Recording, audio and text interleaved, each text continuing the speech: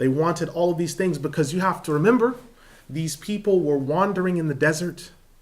It was 40 years of their moving around as punishment because of the wickedness they had committed. 40 years of eating manna and salwa, and the children of Israel began to rebel.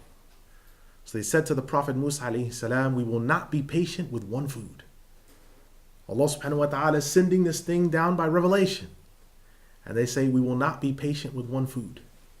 They wanted more than that. Keep in mind that this was also close to the time where the revelation came on Mount Sinai.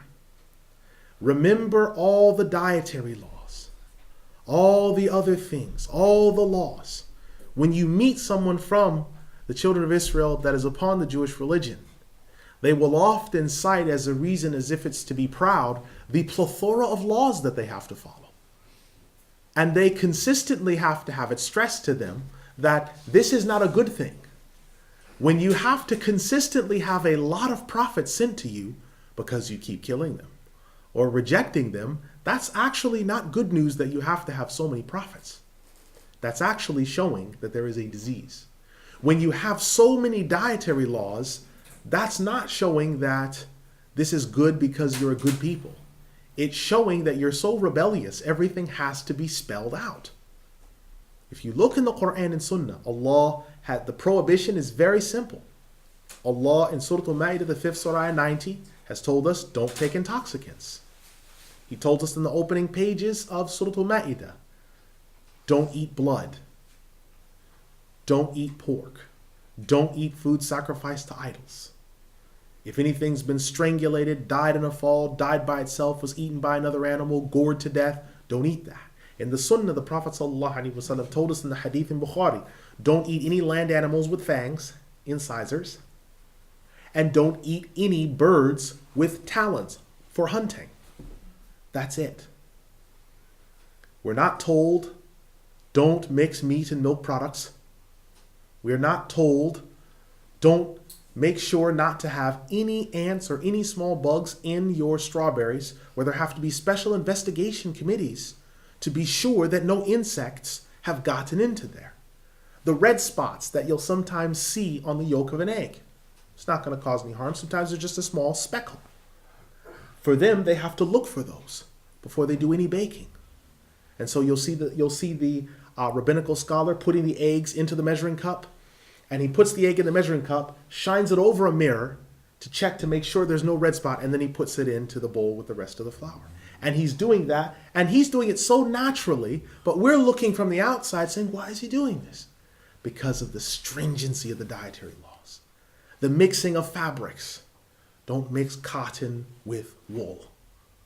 Don't mix this with this.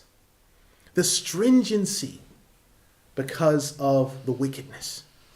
Not because of, I want to bless you with all this law. Someone says, I love you so much, I want to give you 64 volumes of law. That's how much I love you. Now, this is restrictive. So that's why when you look at the Sharia, the Prophet ﷺ, he confirmed for the Bedouin that came to him, the Imam Ibn Tha'laba said what? He confirmed the 5 pillars, the 6 pillars of faith, and ihsan. Then the Bedouin, he said, I won't increase or decrease in any of this at all. Walked away. Prophet ﷺ said, if he's truthful, he'll be successful. That was the end of the hadith in the Sahih Imam Muslim. That's it. He didn't say, have you been mixing meat and milk products? Have you been mixing goat milk with camel milk? Have you been skimming your cow's milk? None of that. So look at the wisdom of what happened. And so because they asked for these things, the Prophet Musa ﷺ then says something else to them. Imam Ibn Al-Jawzi rahimahullah says, quote, then the Exalted One says that the Prophet Musa ﷺ said to them, go down to Misr. Now this expression Misr can mean a few things. One is that it is the name of an urban settlement that is not specifically mentioned, as stated by Ibn Mas'ud, Ibn Abbas, Qatada, Ibn Zayd. And so when they were told to go down to Misr, it was because they were seeking to have foods that came from an urban settlement as they had been in the desert wandering. The second thing that it's referred to is Misr is actually a reference to the land of Egypt itself. And they were told to head back there if they wanted those foods. So in the recitation of Abdullah, Al-Hasan, Talha ibn Musarraf, and Al-A'mash, Misr is pronounced Misr without tanween, Misra. Rather, it is just pronounced Misr. It was said by Abu Salih from Ibn Abbas that it is talking about the Misr of Fir'aun. This is the understanding of Abu al-Aliya, Al-Dhahak, and Al-Farra. Now, Al-A'mash was asked regarding this, that this is the Misr which was referred to by Salih ibn Ali. Now, the land of Misr was called Misr because it is the last border between itself and the West. And it is the first border on the way to the West. So it's the border between the East and the West. And Misr can sometimes mean a border. So this is referring to the land of Misr. Close quote. So that's why I didn't translate the term go down to Misr, because it can mean two things. Some say it's saying go down into the city and you'll find the leeks and the food there. So the people that were rebelling saying we want these particular foods, the Prophet Musa says go down to the city. But some scholars say no, he told them to go back to Egypt. Those that didn't want to deal with it, go back to Egypt. Go back there, stay there. That's where you'll find those foods. Imam Ibn Al-Jawzi rahimahullah then says, quote, so when Allah said, there was stamped upon them humiliation, meaning that this humiliation was necessitated, and the humiliation came upon them. And Al-Hasan said, part of the humiliation is continual, and it is the jizya. The maskana, the disgrace, means that they would be poor in terms of their location and dispersed, as stated by Abu al-Aliya as-Sudai, Abu Ubaidah.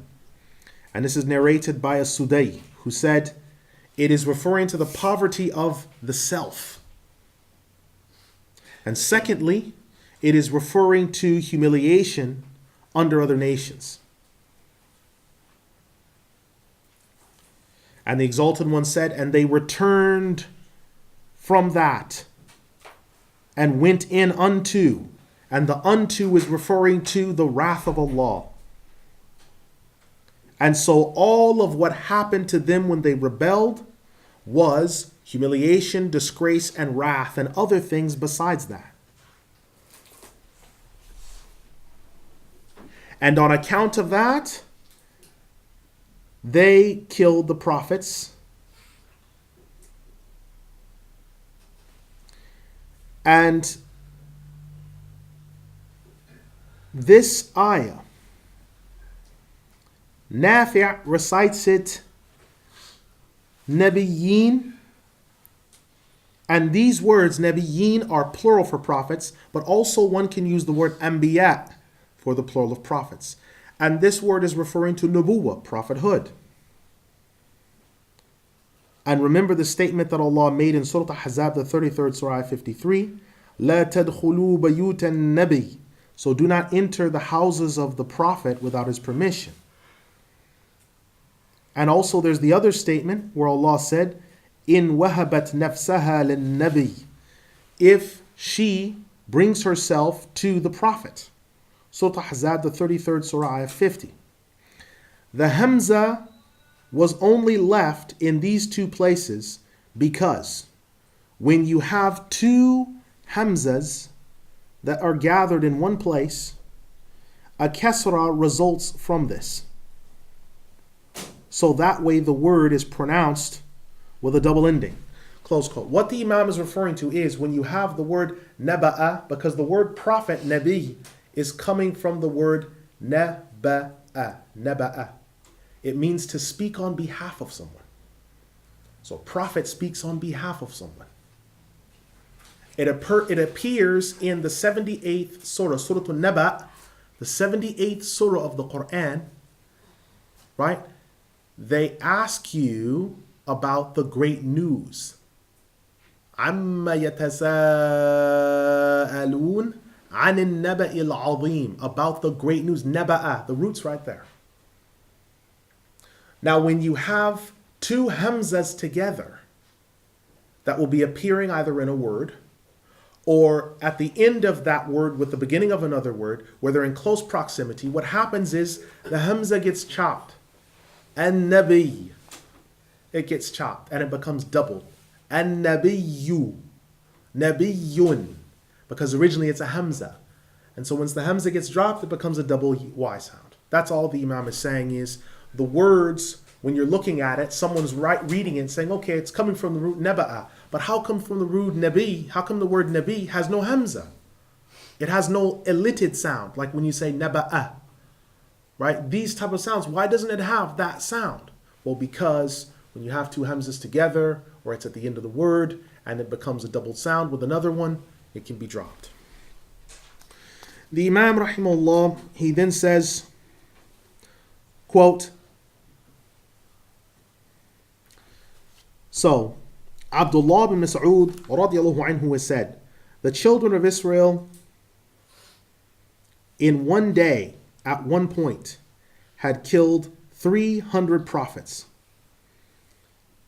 Then they built a market over the bodies in the last of the day. The Exalted One Allah has said that they killed the prophets without right. What this means on 2 points is that they killed them without any reason. And the second way is that this expression بِغَيْرِ الْحَقِّ, without right, is to show emphasis of the severity of what was done. This is similar to the words of Allah when He says, وَلَكِنْ تَعْمَى الْقُلُوبُ الَّتِي فِي الصُّدُورِ, but it is the hearts which go blind and not the eyes.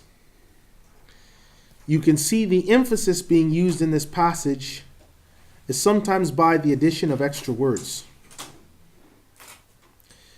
Thirdly is that this goes to show the description of their killing the prophets and their oppression and their wickedness. And so for this reason, when you look at the words of Allah, you understand when He says, رَبِّحْكُمْ بِالْحَقِّ, Lord, judge in all things with truth. And so the judgment was described with truth because there is no proof that Allah's judgment is ever anything but truth. When the Exalted One is said, and they used to transgress, transgression is the worst form of oppression because they have exaggerated and gone past the boundaries in every affair.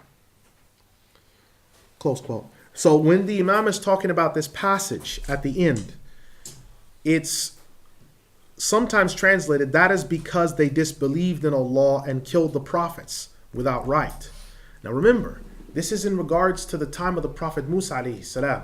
What Imam Al-Jawzi is telling you is that the passage should be read, so on account of that, they disbelieved in the signs of Allah and killed the prophets without right. On account of that, meaning all of that which came before. Because if you say that is because they disbelieved in Allah and killed the prophets, well, the Prophet Musa alayhi salam, all the prophets that they killed weren't in his time.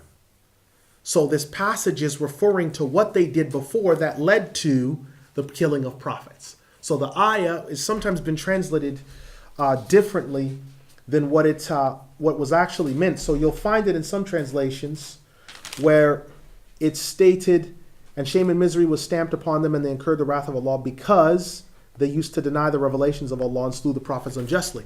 Actually, it should be read, and the wrath of Allah was upon them. On account of that,